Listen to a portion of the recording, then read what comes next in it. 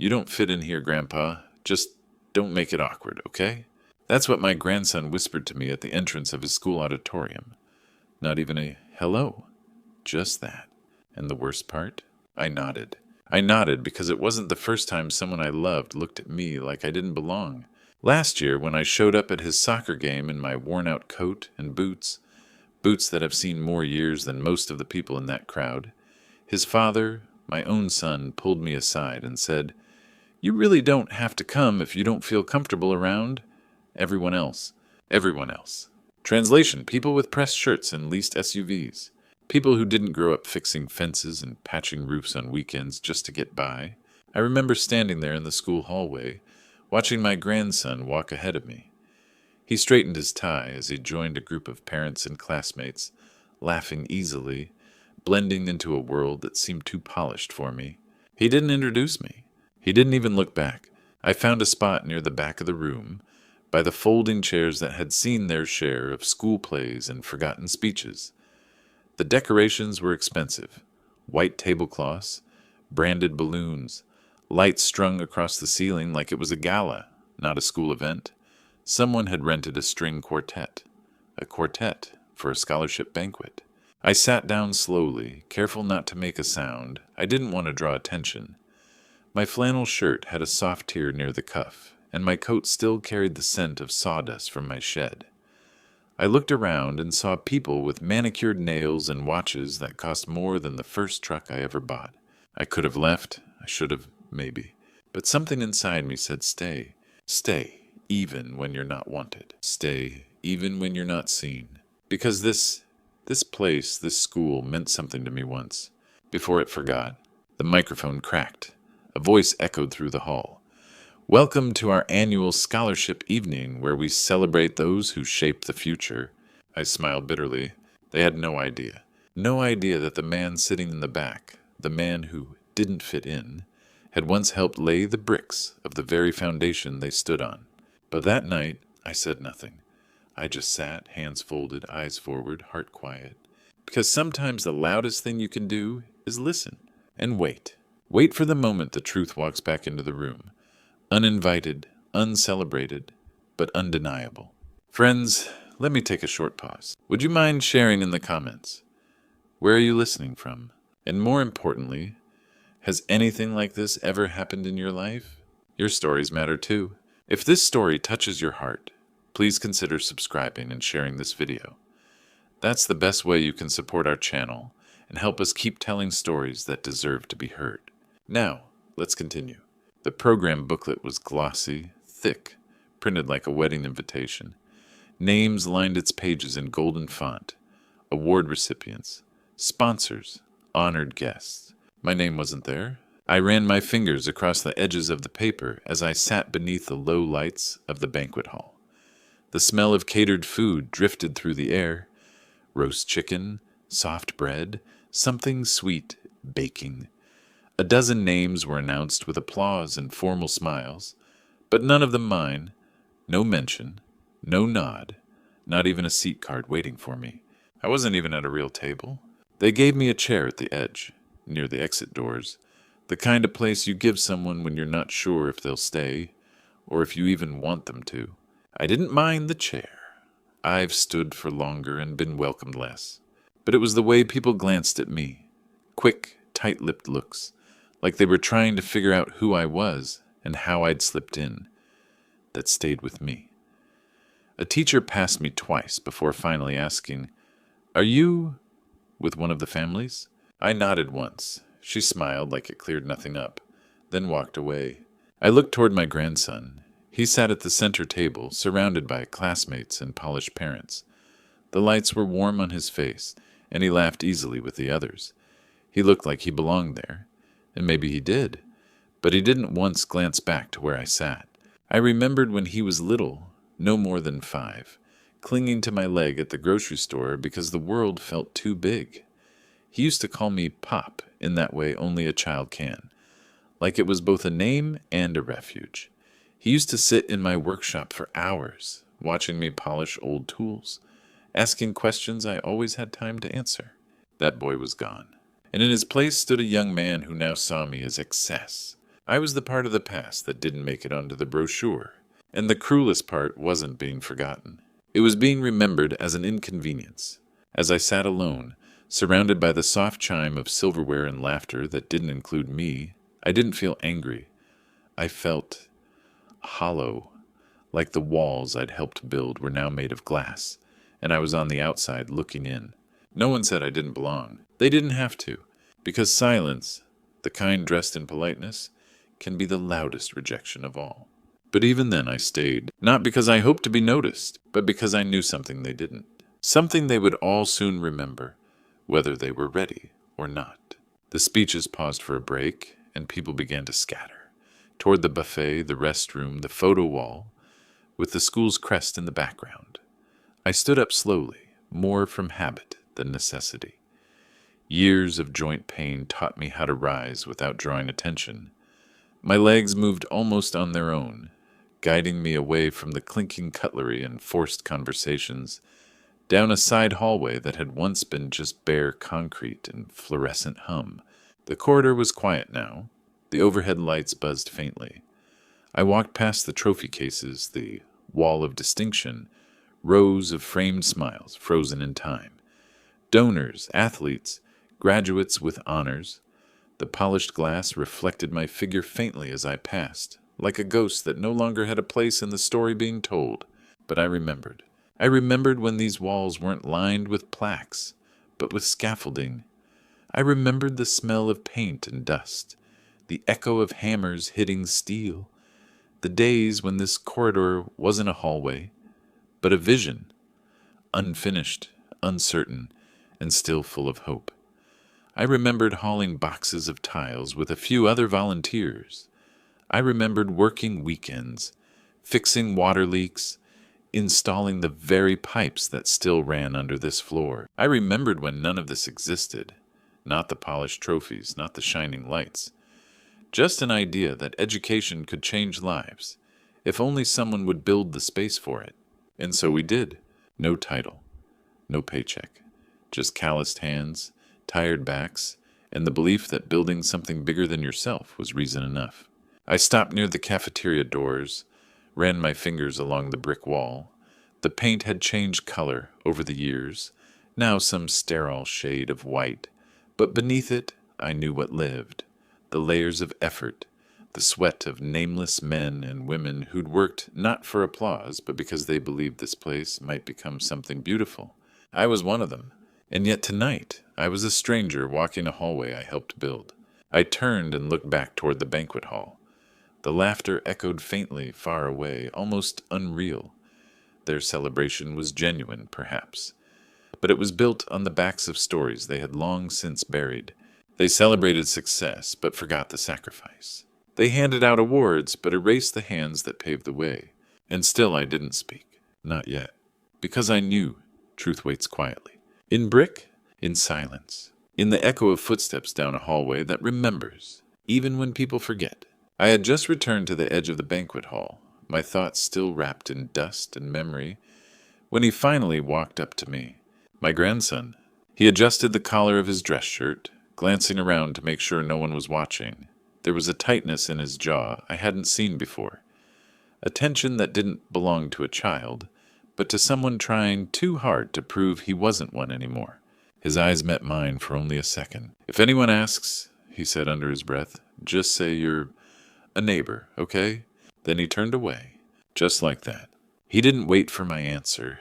He didn't see how his words landed, how they folded into my chest like a slow bruise. He was already walking back to his group of friends, tall, confident, laughing louder now, as if volume could hide the part of him still shaped by the man he was trying to erase.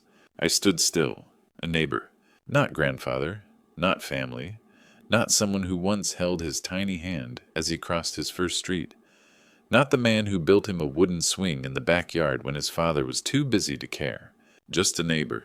Like I was an afterthought who accidentally wandered into the celebration. I didn't blame him.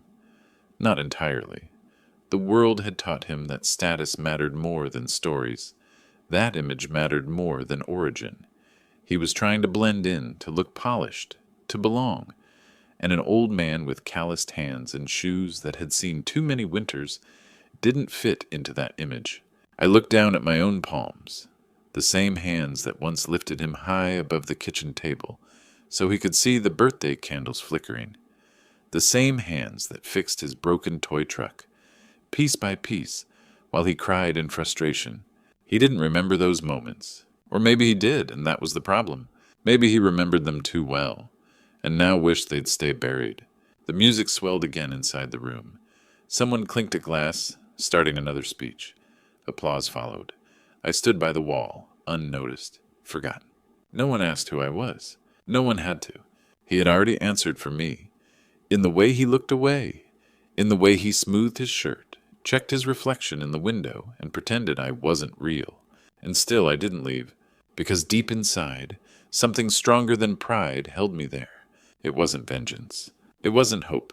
It was the quiet fire that flickers in those who remember what others forget. And I knew. The moment to be silent was almost over. I found a spot in the far corner of the hall, near a coat rack no one used, and a table stacked with empty gift bags. It was the kind of place no one looked toward unless they were trying to leave. And in that moment, it suited me just fine. I sat quietly, not out of shame, but out of knowing my presence wasn't meant to be noticed. It was easier for them this way, easier to pretend I was part of the furniture, part of the past, part of something that no longer had a seat at the main table. From my corner, I could still hear everything, the speeches, the laughter, the music so carefully curated to sound impressive, but hollow in its rhythm. But what pierced deeper were the voices closer by. Teenagers dressed in suits too big for their age, their voices still sharp with adolescence and ignorance. "Who let someone like that in here?" one of them whispered. Another laughed under his breath. "Maybe he wandered in from outside. Looks like a janitor or something." They weren't cruel on purpose. They didn't even know who I was. I wasn't on the brochure. I wasn't in the slideshow. I wasn't in the room when they were told which names mattered. But I heard them, and I stayed still. No flinch, no words, just silence. Because there are some things no explanation can fix, and there are wounds that run too deep for confrontation. Instead, I looked down at my hands. They rested quietly in my lap, fingers curled from years of labor, skin hardened and stained from oil, from timber, from earth. These were not the hands of a man who signed contracts. These were hands that carried bricks, turned wrenches, lifted beams into place when this building was just a blueprint. I remembered the first day this structure stood upright, when we all clapped like children just because the walls didn't fall. I remembered mixing concrete under the summer sun, climbing scaffolding in boots that now barely held together. These were the hands that carved the bones of this school.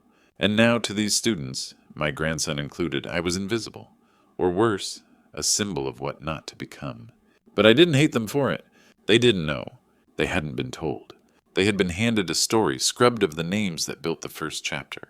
So I sat in the quiet, surrounded by noise, not bitter, not broken, just waiting, because even in the corner, even in silence, the truth does not die. It waits, and when the moment comes, it speaks louder than any podium ever could. In the folds of my jacket, there was an envelope I hadn't opened in months. Cream-colored, official, embossed with the seal of the school's scholarship foundation. It was addressed to me, like always, but I already knew what was inside. A quiet thank you. A report on the student who'd received the scholarship this year. Maybe even a small note from the principal, always gracious but distant, typed by a secretary who never knew the man behind the check. I never opened these letters anymore. I didn't need to. Every year since the program began, I sent in the funds anonymously. No ceremony, no plaque with my name. Just a line at the bottom of the donation form. Donor prefers to remain unnamed. It wasn't humility. It was legacy. Because the first time I gave not for recognition, but because I remembered what it felt like to have nothing. To sit in a classroom with more hunger in your stomach than hope in your future. To stare at textbooks you couldn't afford to replace and dream through windows you couldn't afford to open. So I gave year after year, in memory of my wife, who once said, "If we have more than we need, it means someone else is still waiting. And the truth was, I had more than I needed. Not in money, never in comfort, but in understanding what truly mattered. The first scholarship went to a boy whose mother cleaned offices at night. The second to a girl who walked an hour each way just to get to school. The third, well, I stopped counting after that. I didn't need their names. I just needed to know they had a shot. I rested my hand over the envelope as the speeches resumed. A young woman took the microphone and began listing donors. Her voice was clear, practiced, her smile shining beneath stage lights. And finally, she said, our deepest thanks to those anonymous donors who make all of this possible. There was polite applause, a gesture, nothing more. They would never know it was the man sitting in the shadows, boots still dusty from his walk across the parking lot, who made this night possible. That his quiet generosity had funded more futures than any name on that screen. But I didn't move. I didn't stand. Because I didn't give to be seen. I gave so they could be. Still, as I listened to my grandson laugh with his friends, pride in his voice, unaware that the program he now stood upon had been built, in part, by the very man he was ashamed to acknowledge. I felt something shift, not anger, not even sadness. Just the quiet ache of truth hidden too long. Because anonymity is noble, until it becomes invisibility. And tonight, as one more name was celebrated, and one more silence passed over mine, I began to wonder, was it time the envelope was finally opened? The laughter from the banquet faded into a distant hum as I closed my eyes for a moment, letting memory take me somewhere no applause could reach. 50 years ago, this land was nothing but dry earth and overgrown weeds, a plot no one wanted. But to a few of us, returning soldiers, fathers, builders, dreamers, it was soil rich with hope. We had come back from a war that tore the world open, and we were desperate to plant something that could not be taken away. The school started with nothing more than a vision sketched on paper napkins and coffee-stained ledgers. I was just a laborer then, no titles, no wealth, just a pair of strong hands and a promise to my wife that I'd build a better future for the children we hadn't even had yet. I hauled bricks when we couldn't afford machines, dug trenches with nothing but a rusted spade. On weekends, I took night classes just to understand the basics of wiring and plumbing, because we couldn't afford to hire professionals. We were the professionals, whether we were ready or not. And when the school finally opened its doors, I was there, not as a teacher, not as a principal, but as a man whose fingerprints were pressed into every wall. I remember the day we raised the flag for the first time. Kids ran through the halls barefoot, chasing chalk dust in sunlight, and we, the original crew, just stood there in silence. It was ours. No brass plaques, no newspaper articles, just the quiet, sacred satisfaction of creation. Over the years, more money came, more donors, more programs. Slowly, our faces disappeared from the newsletters. New names replaced ours on the building walls. I never minded. Legacy, I believed, wasn't made of marble or mentions. It lived in the doors that stayed open, in the light that kept shining in students' eyes. But tonight felt different. Tonight, I sat in the corner of a place I once gave everything to, and I was unrecognized, not by accident, but by design. The generations that came after didn't erase us maliciously. They just rewrote the story to begin where it was most convenient. Progress, they called it. But what is progress without the past? What is pride, if it forgets the hands that shaped its foundation? As I watched my grandson speak with such confidence, such polish, I realized he had no idea where his path truly began. He thought it started with a scholarship, with ambition, with his own brilliance. He didn't know it started with a hammer, with calloused fingers, with a man hauling bricks in the summer heat, imagining a future that looked like him. They called tonight a celebration of legacy. But legacy, I was learning, can be lost. Not because it dies, but because no one remembers to tell the story again. And as I sat in that dim corner, unseen by most, one truth rang clearer than ever. If I didn't speak soon, my silence might bury everything we built. The lights dimmed once more, and a spotlight found the center of the stage. A young woman in an elegant dress approached the microphone, holding a clipboard with trembling fingers. Her voice was clear but rehearsed, shaped by the kind of training that teaches you how to sound grateful without truly knowing what you're thankful for. She smiled wide as the audience fell quiet. "Tonight," she said, "we honor the donors, partners, and pillars of this institution, those whose generosity shapes the lives of every student here." Applause. Polite. Predictable. I sat straighter in my chair, not out of expectation, but from instinct. After all, I knew this speech by heart. I had heard it a dozen times over the years. The same names, the same polished delivery, the same omission. They began listing benefactors, local businesses, alumni with foundations, new families with deep pockets. Each name brought more applause. Some were called to the stage to receive flowers or handshake photos. Some waved modestly from their tables, basking in the glow of recognition. But I was not mentioned, not once. No one said a word about the fund that supported over 60 students in the last decade. The fund that never skipped a year, even when the market dipped.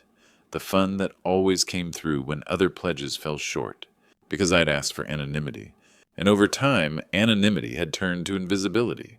I stared at the stage, at the screen behind it displaying images of smiling children in graduation gowns. Kids I'd helped, though they never knew it. Each image pierced deeper than the last. Not because I needed them to thank me, but because I feared they'd never understand what built the bridge they now walked across. I had paid for their first steps. They were celebrating the destination. But no one was telling the story of the road. The speaker shifted to a new topic, the legacy of family. How this school was more than an institution. It was a home, a family, a place where generations grow, give back, and honor the past.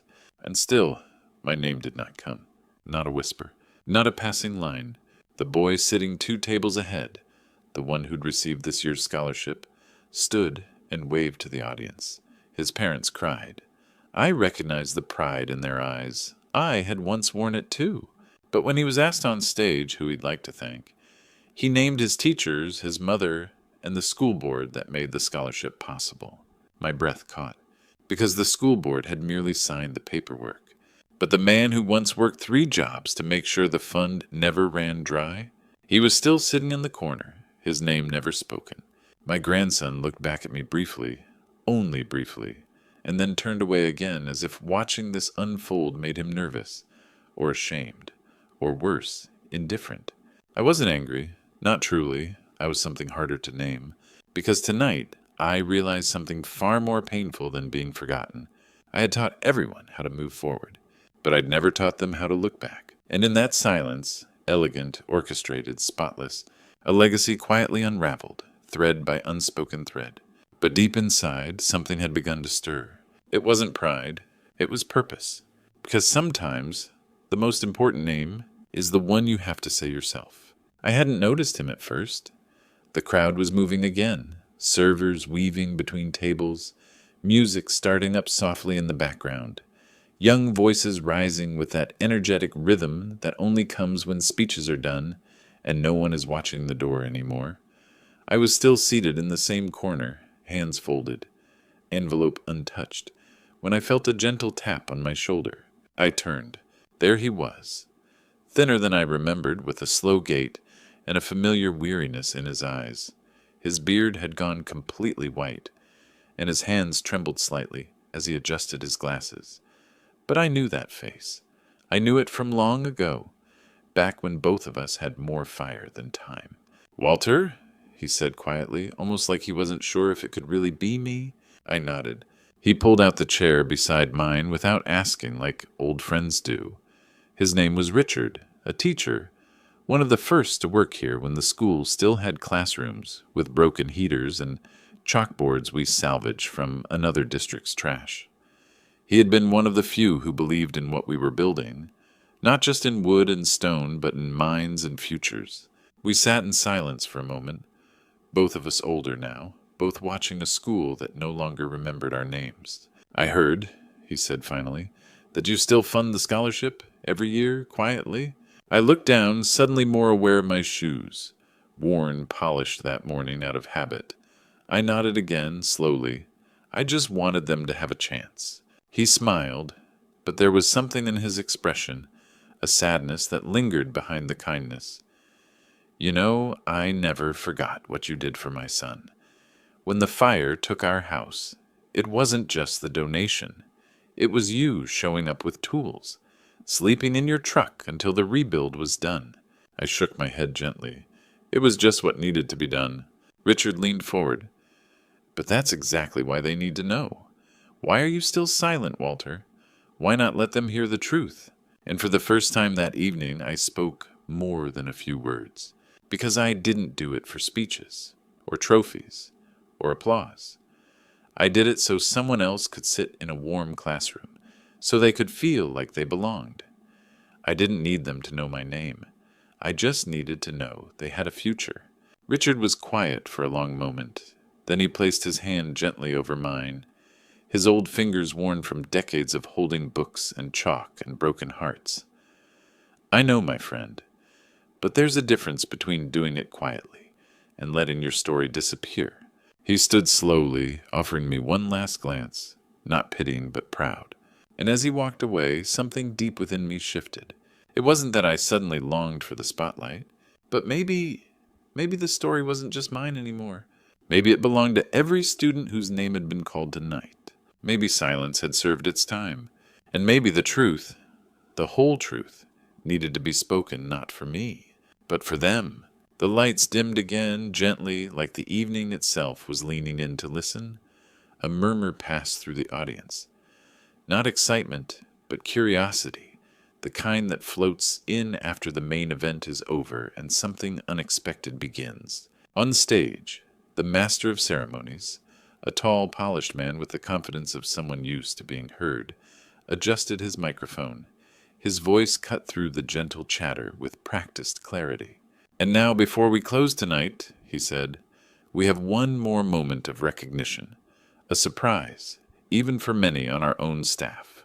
A hush followed. Tables turned their attention forward. I felt a shift in the air, like a ripple that hadn't yet reached the shore. My fingers tightened around the envelope still resting in my lap. This year marks the 20th anniversary of the scholarship that has changed more lives at this school than any other initiative, he continued. It began humbly, quietly. It carried no fanfare, no public name. And for 2 decades, the person behind it never asked for one. I could see faces beginning to stir, whispers, a few heads turning. The students didn't know what was coming, but the older ones, the teachers, a few were beginning to piece it together. In partnership with our board, the speaker said, smiling gently, we have decided that this legacy can no longer remain nameless. Tonight, we unveil the new plaque for the Walter Grayson Scholarship for Resilience and Hope. There it was, my name, spoken into the microphone, echoing in the same auditorium whose floors I had swept during construction. And for the first time in this building, it felt like I existed again. For a heartbeat, there was silence, heavy, beautiful, the kind that falls when something sacred is said out loud. Then applause began, hesitant at first, then steady. A few teachers stood. Some clapped with wide eyes and shaking heads, like they were remembering something they'd forgotten too long. But I wasn't watching them. I was watching my grandson. He sat 3 rows from the front, his suit perfectly pressed, his phone in hand until it wasn't. He had looked up when they said Walter Grayson, but only because it was a familiar name, one he didn't expect to hear on a stage like this. He didn't clap right away. He didn't move, just stared, frozen in place. And then it hit him. I saw it in his face. Not a dramatic gasp, not an instant tear. Just a slow, dawning awareness that unraveled everything he thought he knew. The grandfather he'd asked to stay in the background. The man he'd brushed aside as irrelevant. The quiet figure in worn shoes and calloused hands. That man was the reason he stood where he did. His mouth parted slightly. His eyes scanned the room as if seeing it, really seeing it, for the first time. And then they found me. He didn't look away, didn't smile, didn't apologize. He just looked. And in that look, I saw everything I needed to see: shock, recognition, and somewhere behind the pride he had once held so tightly, a single, trembling question. How much of this have I misunderstood? I didn't move, didn't stand, just remained in my chair, hands resting gently on my knees, because this moment wasn't mine to claim. It was his to understand. He blinked, once, twice, as if trying to wake himself from a dream that didn't quite make sense. The applause grew louder, rippling outward like a tide neither of us could stop now. I watched him from across the room, my grandson standing at the edge of understanding, feet planted in polished shoes that had never touched the dust I once worked through. For a moment he didn't move, not out of pride, not defiance, but paralysis. It was the stillness of a young man who had built his identity on incomplete stories, the silence of someone realizing he had spent years rehearsing a truth that was only half of the song.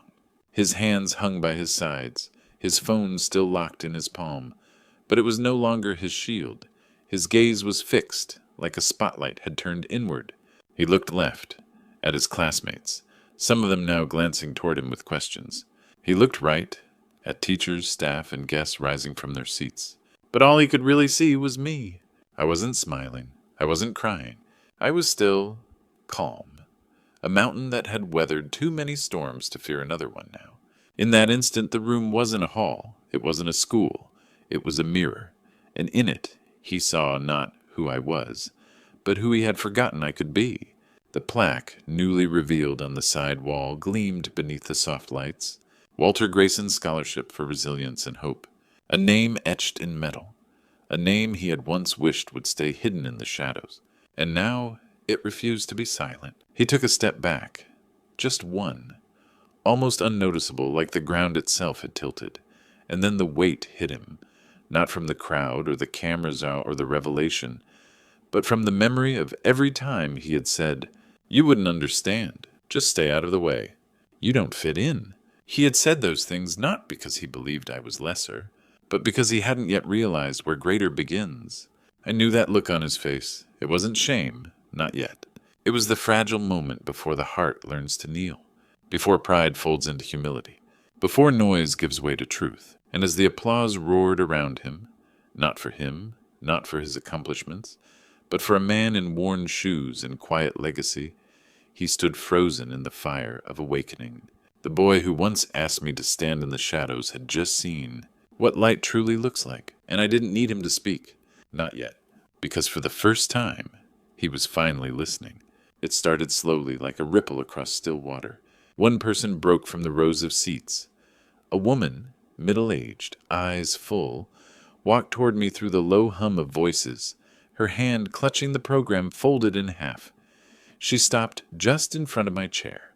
Her lips trembled as she leaned down slightly and whispered, more to herself than to me, "You're Walter Grayson, aren't you?" I nodded gently, her breath caught. "You funded the scholarship that saved my son." I blinked. Before I could respond, she reached out and took my hand in both of hers, like someone touching something sacred, something long prayed for. Then she stepped aside. A young man replaced her, no more than 19. A recent graduate by the look of him, his eyes wet with memory. My brother dropped out, got in trouble. That scholarship, it pulled him back. Then a teacher I didn't recognize. A face from another time, perhaps a student once, now grown into a mentor. I read about the fund years ago. I thought it was a myth. You were real all along? The line grew, quietly but steadily. Students, parents, alumni, faculty. Some came with memories, some with only gratitude, but all of them came with reverence in their eyes. And I, the man in the corner who had once been asked to stay invisible, was now the center of something I never asked for, but always hoped would find its way. Not recognition, but remembrance. They didn't speak to me like I was a stranger anymore. They spoke like I was part of their story. Because I was. Every desk they sat at, every textbook they opened, every dream they dared to chase. Somewhere along the way, I had left fingerprints there. And now, one by one, those invisible fingerprints were becoming visible in the way they looked at me, with respect with apology, with awe. Some said nothing at all. They simply came close, touched my arm, and nodded. And in those gestures, more was spoken than words could carry. I looked up and noticed that even the administrators were standing differently, straight, quieter, their speeches forgotten, their rehearsed tributes feeling suddenly too polished for a man whose life had been carved in sweat and sacrifice, not slogans. And then I saw something else. My grandson, still seated, still stunned, but his eyes never left me. He wasn't ready yet, and I didn't need him to be. Not right away. Some truths take time to melt through the walls we build. But this room, once so indifferent, so cold, had turned. The air no longer pushed me to the edges. It pulled me in. Not with noise, but with recognition, with the weight of something long buried that was now rising finally to the surface. And for the first time in years, I felt it in my chest. This school, this legacy, these people. They weren't just built on my labor. They remembered it. I had spent most of my life building things so that others could walk across them. Floors, bridges, foundations, even futures. I was always behind the curtain, under the beams, in the dirt, never on display, never needing to be. So when the principal called my name from the microphone, "Walter Grayson, would you join us on stage?" I shook my head almost instinctively, not out of fear, just habit. I wasn't meant for the spotlight. My place had always been in the quiet, the background, the corner where stories start but rarely finish. Applause followed the request, steady and respectful, like the room itself was holding its breath. I lowered my eyes, not embarrassed, just unsure of how to carry so many years of silence in front of people who had just learned to listen. And then I felt it, a hand, not on my shoulder, not pulling me, reaching for me. I looked to my right, and there he was, my grandson, no longer checking his phone, no longer avoiding my gaze. He stood beside me now, hands slightly trembling, his face pale but set, with something new in his eyes. Not pride yet, not apology, but something deeper, something truer. "Come on, Grandpa," he said softly. No flourish, no grand speech, just an outstretched hand. For a second the room disappeared. It was just us. The boy I used to carry on my back, the one I bought second-hand bikes for, taught to tie his shoes, told bedtime stories about kings and kindness, the same boy who once said, "You don't fit in here," and now he was the one helping me stand. I took his hand. It wasn't strong, it wasn't sure, but it was enough. Together, we moved forward, step by step, up the short staircase to the stage I never thought I'd stand on again. The lights weren't blinding, the audience wasn't roaring, but everything felt heavier, like every moment of being unseen had gathered itself and was now lifting gently into the air, making space for something else. As we crossed the stage, I heard murmurs ripple again, not gossip, but wonder, reverence, like they were watching something they hadn't realized they needed to witness. I stood beside the principal as he stepped aside, letting me face the audience. I didn't need the mic. I didn't need to speak. The room had already heard more than enough. But I turned just slightly and looked at my grandson. His jaw was tight, his eyes glistening. I gave him the smallest nod, and he smiled. Not for the crowd, but for me. It wasn't a celebration. It was something more sacred than that. It was a reunion of history, of truth, of family. And for the first time, the walk across the stage wasn't a ceremony.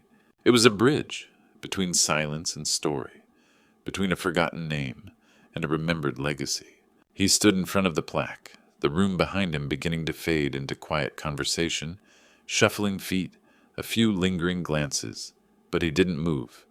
Not yet. His back was straight, but his hands were curled slightly, unsure what to do. The plaque was simple, bronze, elegant, mounted beside the portrait of the school's founders. Just below the school's crest, engraved in soft, timeless letters, were the words, "In honor of Walter Grayson, who gave quietly so others could rise loudly." The words didn't shout. They didn't need to. They stood there like a whisper that outlived every thunderous name spoken from the podium. I watched him from a short distance, not interrupting. This moment wasn't mine anymore. It belonged to him, and to the truth he was finally letting in. His eyes moved slowly, tracing each word, Then they stopped at one, quietly. And that's when I saw it. The change, not in posture, not in voice, but in presence. My grandson, the boy who once asked me to pretend to be the neighbor, was finally looking at me, not the version he had created in his head, but the man who had built the hall he now stood in. The silence grew thick between us, not awkward, just deep, heavy with all the years we had missed in understanding one another. He turned his head toward me, and for a second his lips parted, but no sound came. He looked down, took a breath, then stepped closer, and barely above a whisper he said it. Not theatrically, not for show, but like someone unlocking something they'd buried too long. I'm sorry. 2 words, but they carried the weight of every birthday I wasn't invited to, every polite dismissal, every uncomfortable silence where love should have been. I didn't answer right away. I just let it sit. Let him feel what truth costs, and what it heals.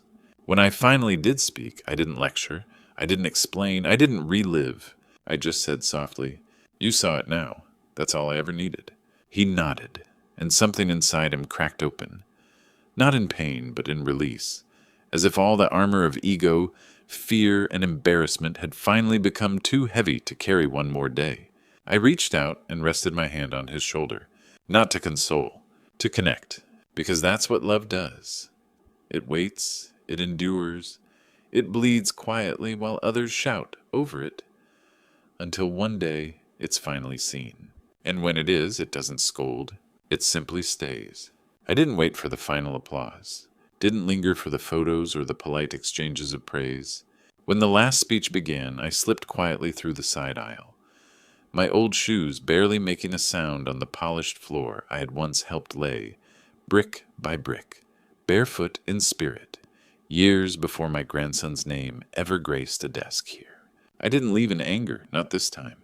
I left full, because something long buried had finally risen. No spotlight had been asked for, no podium demanded. But the truth, it had found its own way, as it always does. I walked past the row of chairs, past the folding tables where students once gathered for school lunches, now covered in white linen and sparkling cider. I passed the hallway where I had once scraped paint from the walls, back when there was no budget, no ceremony, just calloused hands and late nights and dreams. No one had yet dared to speak out loud. This place had forgotten me, but only for a while, because legacy, the real ones, don't vanish. They wait, and when they return, they don't come in parades or headlines. They come like a shadow meeting the light, slowly, deeply, completely. I paused at the door, turned once to look back. The room hadn't changed. The decorations were the same. The music still played, the laughter returned, but something was different now, not on the surface, but in the air. The kind of shift that happens not when people clap, but when they remember. My grandson still stood by the plaque, reading it again, his hand resting over my name like he was holding something fragile, sacred. Around him, conversations buzzed, but he was still, rooted, awake. He would carry this moment longer than he knew. And maybe, just maybe, one day when someone younger than him asked about that name on the wall, he would speak. Not loudly, but honestly, because silence can protect. But truth restores. I stepped outside. The evening air greeted me with the kind of softness only years can teach. The sun had almost set, dipping behind the rooftops, casting the sky in a hue that reminded me of dusty photo albums and old letters, the color of memory. No fanfare followed me. No titles, no speeches, no grand farewell. But I didn't need them, because for the first time in a long, long while, I wasn't walking away forgotten.